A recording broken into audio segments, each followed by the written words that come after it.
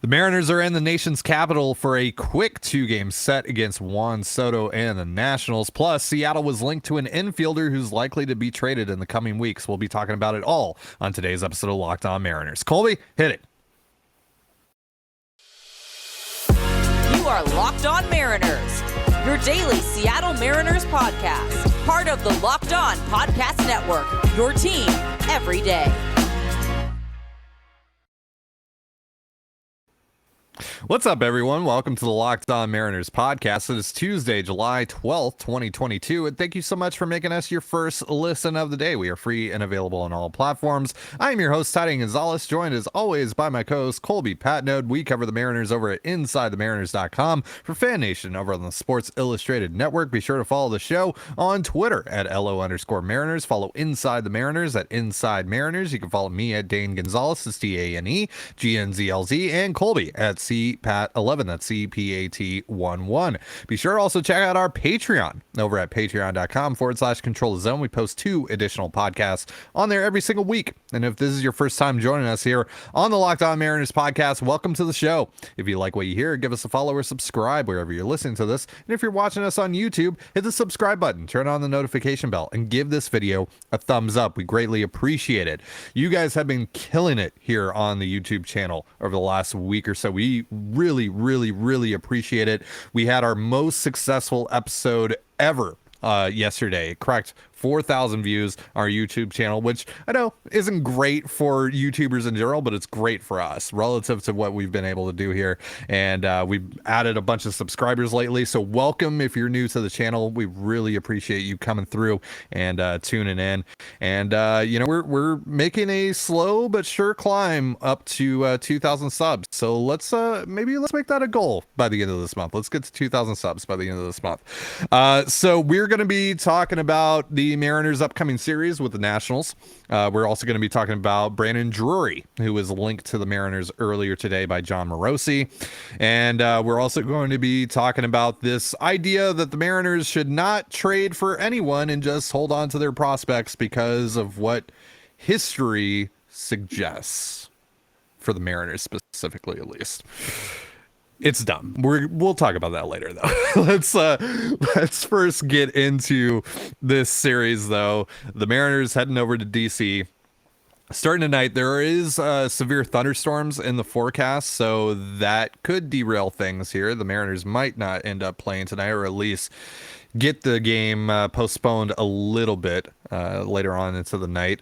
Julio Rodriguez going to be serving his 1-game suspension today, so they will be without him. And Colby, that unfortunately creates an outfield of Jesse Winker, Dylan Moore in center field, and Adam Frazier, which with Chris Flexen also on the bump, fly ball pitcher. Yeah, it's not very promising for the Mariners. And Colby, I know that even before we saw this lineup, you had some reservations about this series. So is this a trap by chance? It's 100% an Akbar, that's for sure. Because the Mariners, even tomorrow, they're starting Tommy Malone. Like, they don't think that highly of the Nationals, and their record would indicate they're right to think that. But at the same time, it's a team that still has Juan Soto, whose down year is still like all-star worthy. They still have Nelson Cruz, who's been on a nice tear since the end of April. They still have Josh Bell, who's an all-star. Josiah Gray has really good stuff. This is not a rollover series. This isn't a series where the Mariners, can just kind of roll out of bed and play too. And now you just come off of a huge week. You had a 4th of July holiday weekend, extended holiday weekend sweep of the Padres, a playoff team. And you went home and you played 4 highly emotional, like supercharged, impactful games in an electric ballpark. And you come away with a sweep of that team, and now you've secured a lone position of a playoff spot, and you're heading across the country to face a team that is going to sell whatever pieces they can here in the next few weeks. And it's easy. It's easy. We've won 8 in a row. The Nationals they're bad, and we're going to roll. It's going to be fine. We got a day off yesterday. We're recharged. It feels a lot like that game that they played against Baltimore after the brawl, where people are like, well, they're going to get their guys back. They'll be charged up because of the brawl. And then they just go out there and they lay an egg. It's definitely a potential of a trap series here. And, you're kind of looking ahead to Texas, and clearly the Mariners are too, because they're throwing Chris Flexen and Tommy Malone against the Nationals. And that's, no disrespect to Tommy Malone, but that's a little disrespectful to throw Tommy Malone, to change up your rotation to get Tommy Malone in there so you can save Marco or whoever for Texas. That seems a bit like a slap in the face. So I don't know. I don't have a great feeling about this series. It would surprise me less if the Mariners lost both of these games than it surprised me that they swept the Blue Jays, which I think is saying something, because I did not expect them to sweep the Blue Jays. But still, it's just, there's a lot of little things that add up. Now, big picture, the Mariners are a better team. They're a better roster. They're deeper.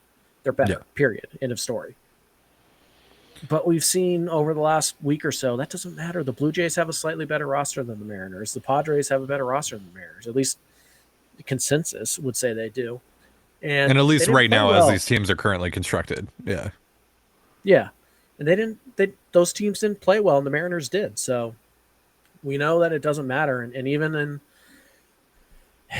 the best of circumstances, this game is not ideal. But now you're going to throw in a probable weather delay. Julio's not going to be there.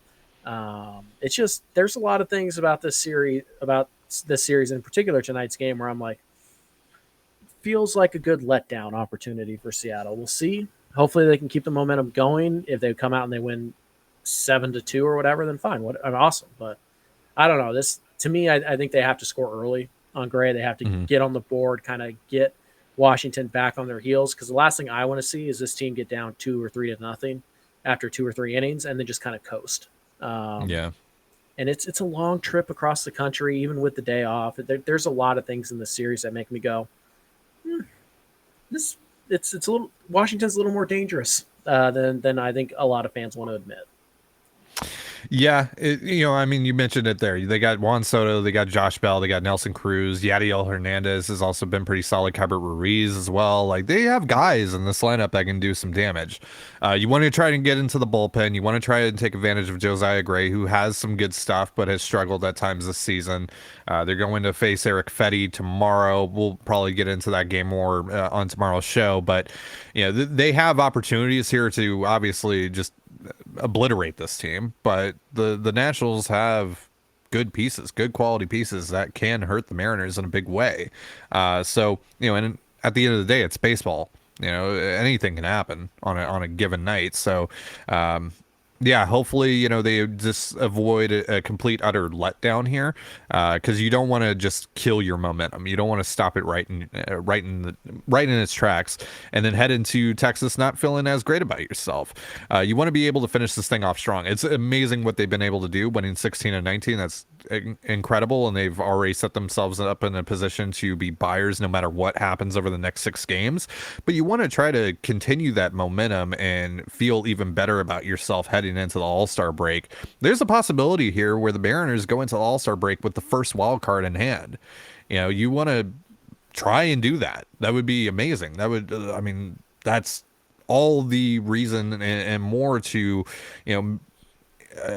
make these games important for you and to, continue to tell your front office to invest in you immediately, as soon as possible. So would love to see this team come out swinging and try and avoid the offensive letdown that could happen here without Julio Rodriguez in the lineup.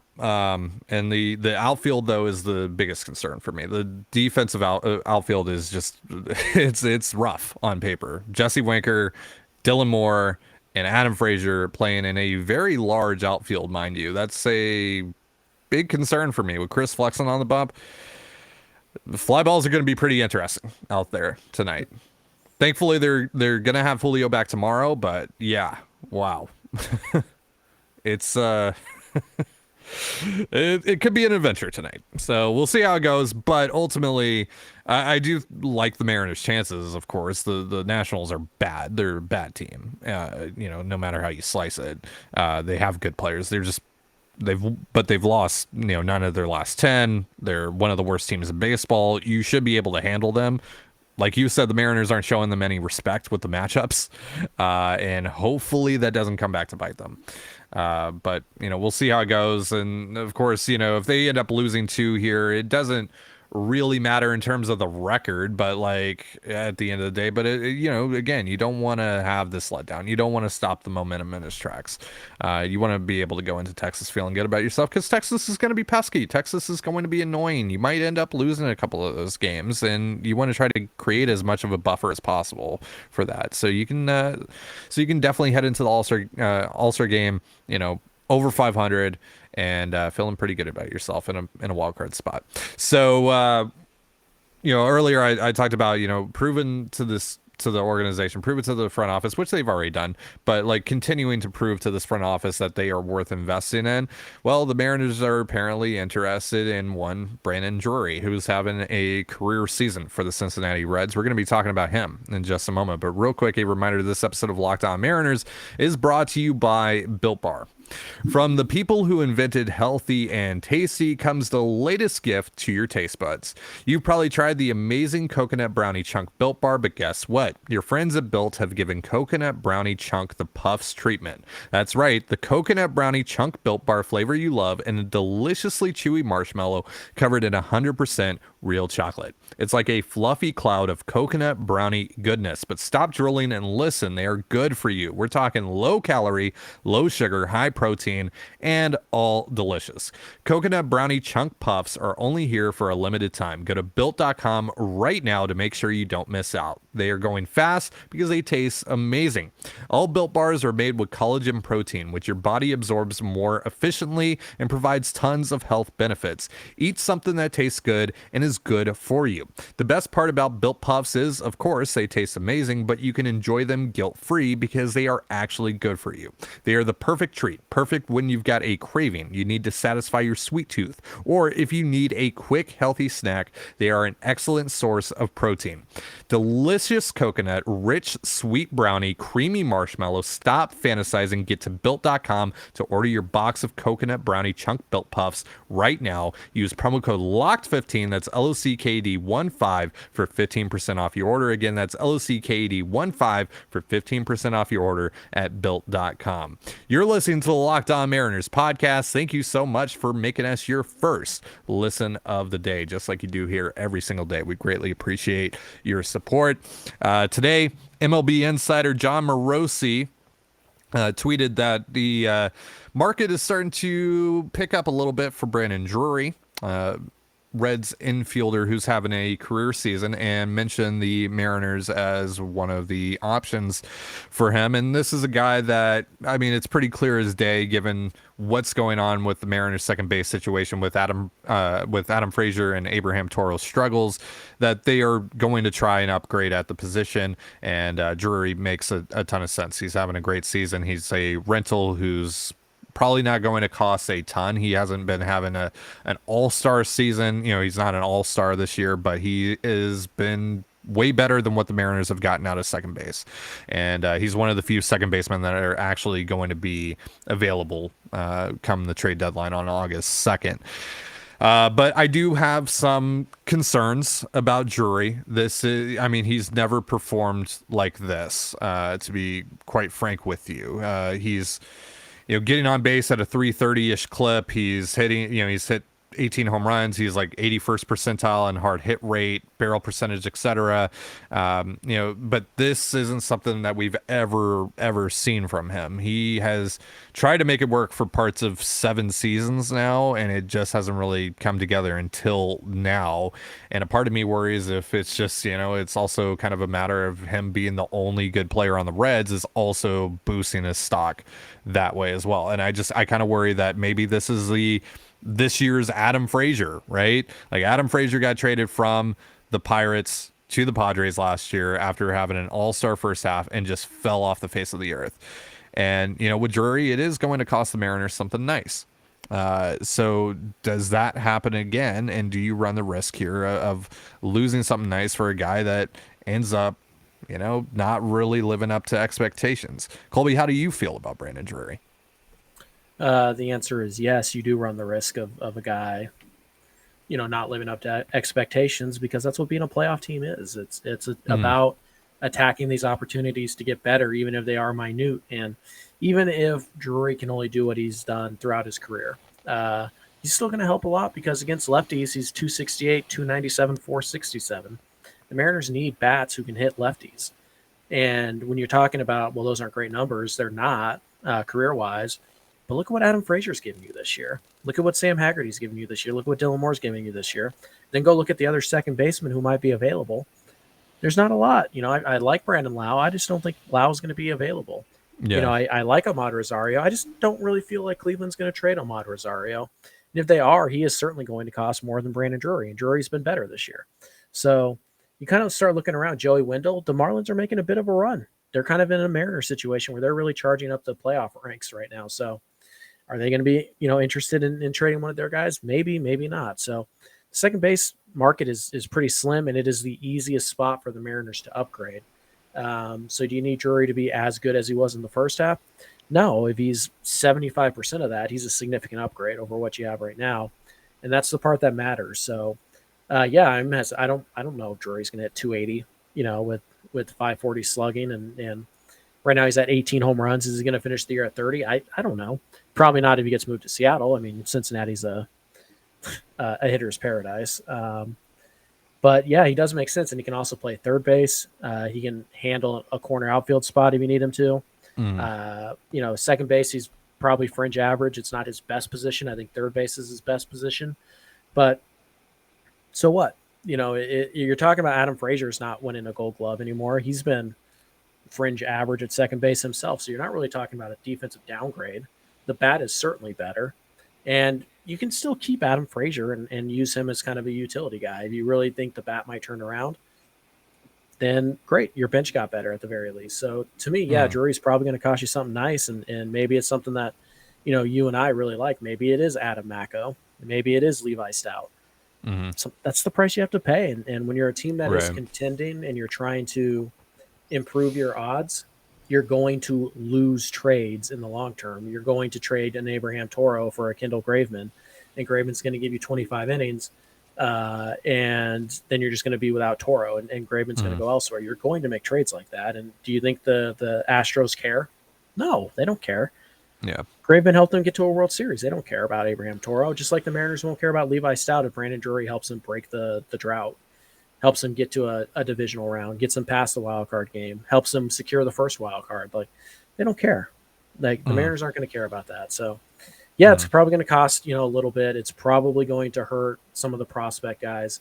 And, of course, there will always be Mariner fans who will point to, inevitably, Levi Stout when he's a Chris Flexen-esque type of pitcher and be like, oh, see, they traded that guy for 2 months of Brandon Drury. Those people don't get it. They don't understand what's going on here. So, yeah, would I prefer somebody with a longer track record? Yeah, I would. Just go find me that guy who's available. No, that's a great point. And that's ultimately why, I do have concerns. I am scared of Brandon Drury. I've said that a couple times on this show in the past, but like you said, what are the other options here? Brandon Lau isn't getting traded. Ahmed Rosario probably isn't getting traded.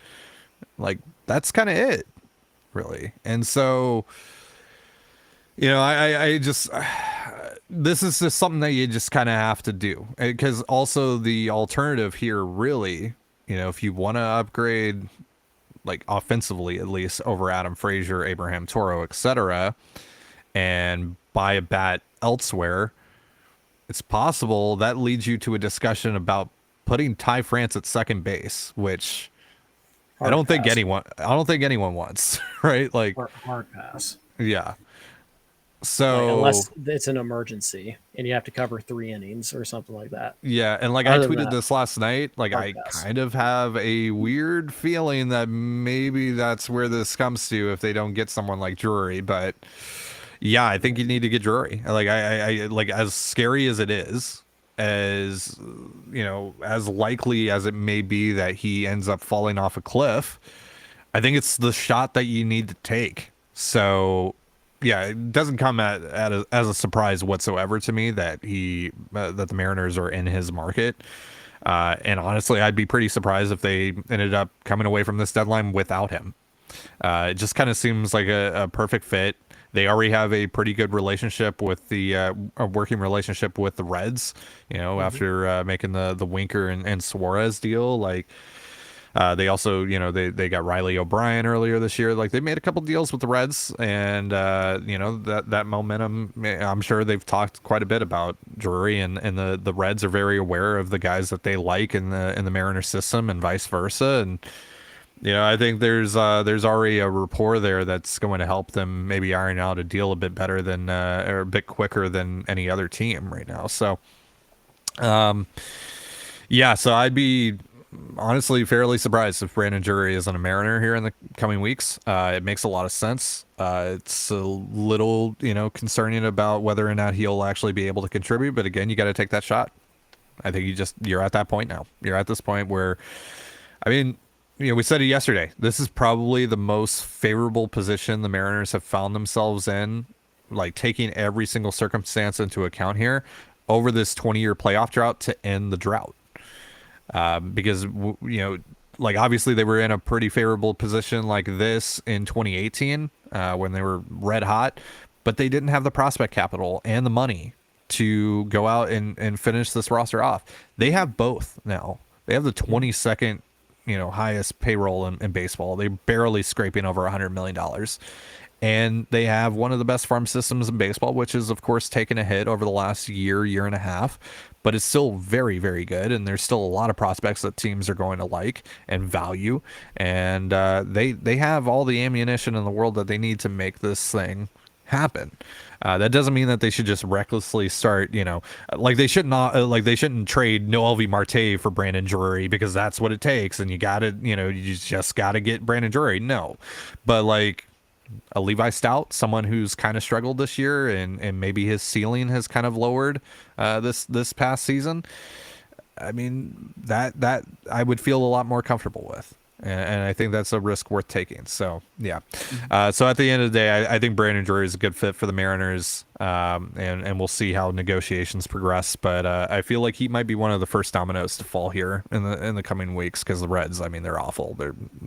There's no waiting that they need to do here. I think, right now, until the draft happens, there might not be a lot of trade action on the market just because front offices are preoccupied. But after that happens, after next week, I think things are going to start really kicking in a high gear here. And teams like the Reds that are in that position, teams like the Nationals are going to start selling off their pieces. So we'll see how it goes.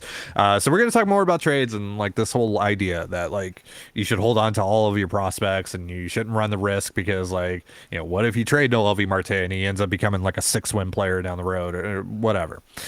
And why that's stupid, because it is, frankly. We'll explain why in just a moment. But real quick, a reminder, this episode of Locked On Mariners is brought to you by Rock Auto.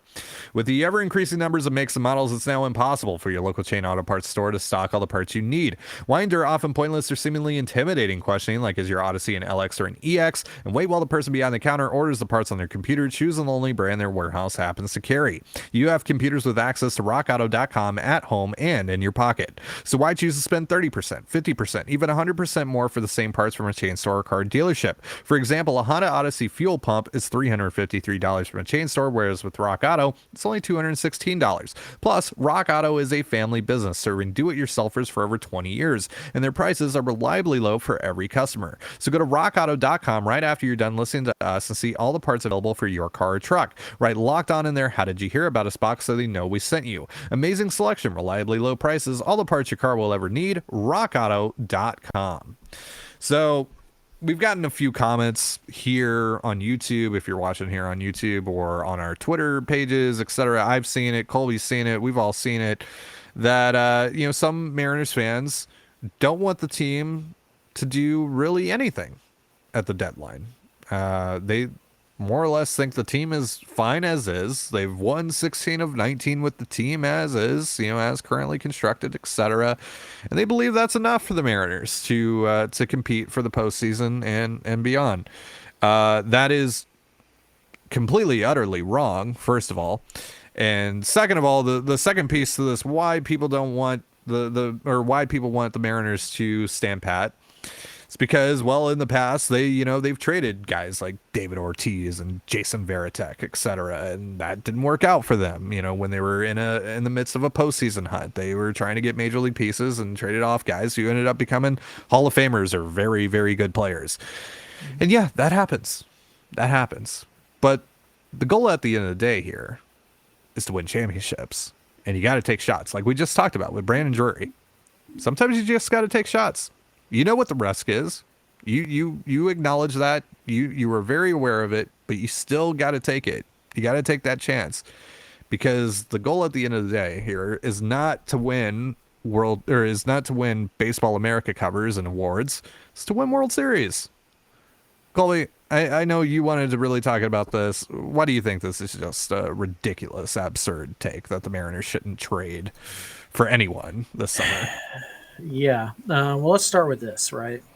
Jerry Dipoto didn't trade Adam Jones for Eric Bedard. Jerry Dipoto didn't trade Jason Varitek for Heathcliff Slocum. Okay. And that's the line you're using.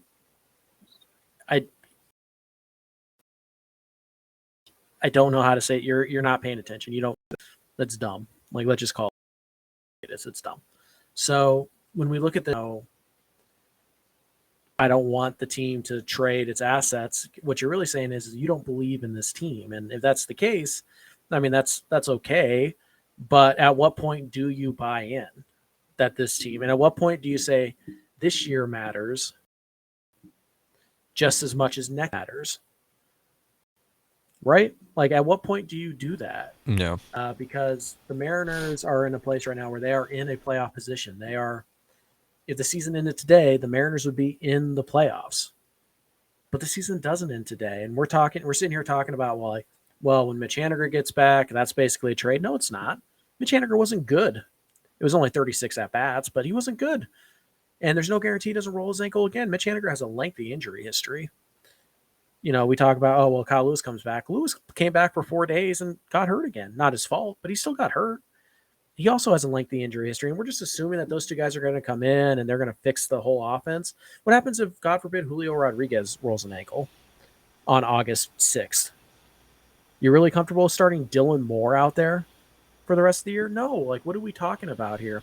What happens if Flexen turns his ankle on the mound tonight? I guess Tommy Malone is the answer in the rotation, right? Like, oh yeah, we'll just throw Tommy Malone or Justice Sheffield or Daniel Ponce de Leon or whoever's in AAA. We'll just throw him in there, right? We don't need to go make a trade for somebody. What are you talking about? Basically, right now you're working on a razor's edge, like a razor's thin margin of error, and your response to that is like, it'll be fine. They'll tightrope walk it for the next 80 games, no problem. Do you want the playoff drought to end or not? Because I was under the impression that Mariner fans wanted that drought to end. I was under the impression that was the only thing that would make Mariner fans happy. That was the number one priority of this year, was to end this playoff drought. And that if they didn't, it would be a failure. Well, now we're here. We're at the position where they can do just that. They are literally in position to do that. And now some fans are like, well, we don't want to give up everything for this year. Nobody's asking you to. What we're asking is that, do you want to increase your odds of winning this year? Do you want to make this year matter for anything? Yeah. By the way, that's not even, is it okay to just make the playoffs? I mean, it should be a nice step in the right direction. But why don't you want to do damage in the playoffs? Yeah. Why are we sitting here saying, oh, well, we don't need to go get a starting pitcher because, no, we'll just have Marco Gonzalez pitch game 3. Really? Marco Gonzalez against Garrett Cole?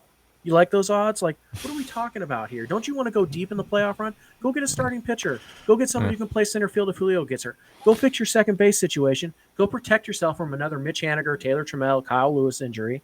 Stop relying on, I'm sure Cal Raleigh will hit, 250, 300, 500 for the rest of the year, even though we're starting to see some slow signs of regression because he's a young player. Why are we Abraham Toro getting 450 at bats this year? Sure, why not? What are we talking about here? Why don't you want the Mariners to be as good as possible? Answer me. I don't want to get to the party and just have a shot and leave. You know, I want to go to the party and dance my tail off. Right. It just, and if you don't make these moves now or some moves now, you're not even going to get to the party. Yeah. You're going to knock on the door and they're going to slam it in your face because you didn't bring the goods to get in. You don't have the cover charge. So what are you talking about here? I don't want the Mariners to make a move because 25 years ago, some GM made a mistake when he was trying to get to the World Series in 97. That's the excuse. What are we talking about here? And you sit here and talk about, oh, I don't trust Jerry. It was like Jerry, the guy who got you Carlos Santana, J.P. Crawford, Ty France, Marco Gonzalez, all these players that you love so much. Taylor Trammell, he got you him. He got you Mitch Haniger. He got you Jesse Winker. He got you Eugenio Suarez. Every single player that is on the Mariners now has been acquired by Jerry DePoto and company. Jerry's made some mistakes. Okay, he paid a little too much for Adam Lind. Was that deal as bad as it seems now when he made it? No. Freddie Peralta was just a dude. He got developed into a really good pitcher. That happens. It happened. You trade Pablo Lopez for David Phelps. Sometimes that happens. Sometimes you trade Nick Neidert for D. Gordon, and you get nothing from D. Gordon, but the Marlins don't get anything from Nick Neidert. That happens more than anything else. So I don't understand why this fan base or portions of this fan base are so risk averse to making this club better. And there's like a cap on it. Like, well, I want it to be better, but I want it to be this percentage better. So anything less than that is just like, don't bother. Don't waste the time. Why? If the team is 15% better, but you want it to be 18% better, what, you're just going to say no to the 15% better?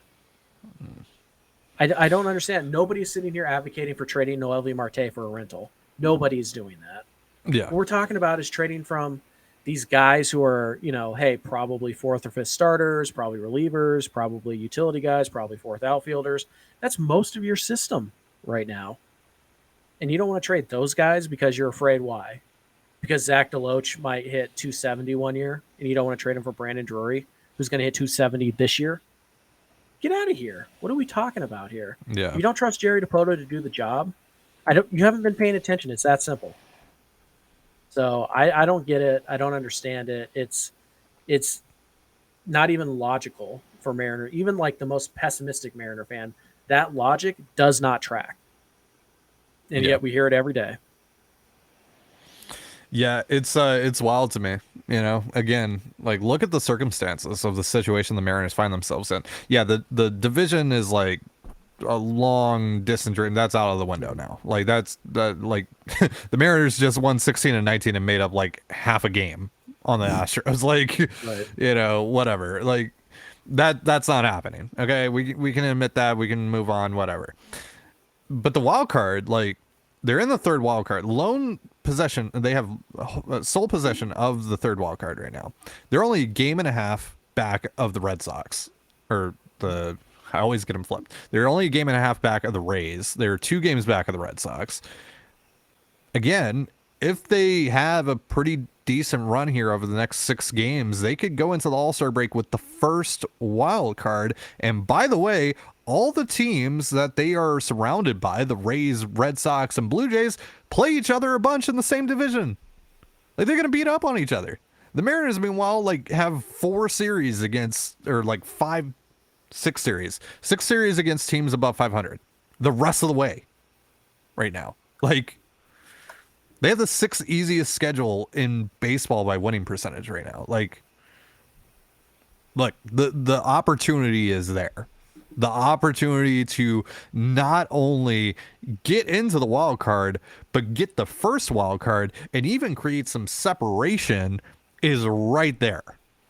You get healthier, you add some pieces, you're going to be dangerous. I think there's a very real chance here the Mariners could be the 3rd most talented ball club in the American League by the end of the trade deadline. I think they could surpass the Twins. And like be right there, like, there's always going to be a gap between them and the Astros and the Yankees this year. That's just going to happen. But like, right. I I think they could end up being better than Twins. I think they can absolutely end up being better than the Raves, Red Sox, and the Blue Jays. Like, I think the opportunity is there, and you shouldn't be scared to take some shots here. You shouldn't be scared to trade a Levi Stout for Brandon Drury. You shouldn't be scared to entertain the idea of, paying top dollar for someone like Luis Castillo, if that helps you, because, aside from this year, Castillo would also help you next year. Like, if we ever mention, like, hey, they should trade Emerson Hancock, Noah V. Marte, Harry Ford, Edwin Arroyo, etc., it's not for someone that you're only going to have for a couple months. Like, we're talking about guys that would also help you next year and maybe even beyond that. Like, so we're not promoting that the Mariners should be reckless with their prospect capital here. I don't think they should. And we would absolutely drag them if they were. Right. But you should take shots on some guys. Like, you should go after rentals like Brandon Drury, who aren't going to cost top dollar. You should do that. You should absolutely do that. Should you be in on Andrew Benintendi? Probably not, because he probably ends up going to someone like the Yankees for like a top 50, top 100 prospect, right? That's probably too pricey for you. But outside of that tier, like, everything should be on the table for the Mariners. By the way, I think it's worth noting here as we get ready to wrap. Is there a difference between the 6th and the 4th wild card? Does it really matter if you think, the Rays and the Blue, if they're going to beat up on each other? Seattle can just maintain that 6th wild card spot, get into the playoffs, not give up any of their assets, and really attack it this winter. Let me ask you this, if that's your line of thought. How important is it for you to have a home playoff game? Not just make it there, have a home playoff game guaranteed to you. You want that to happen? You got to be the 4 seed.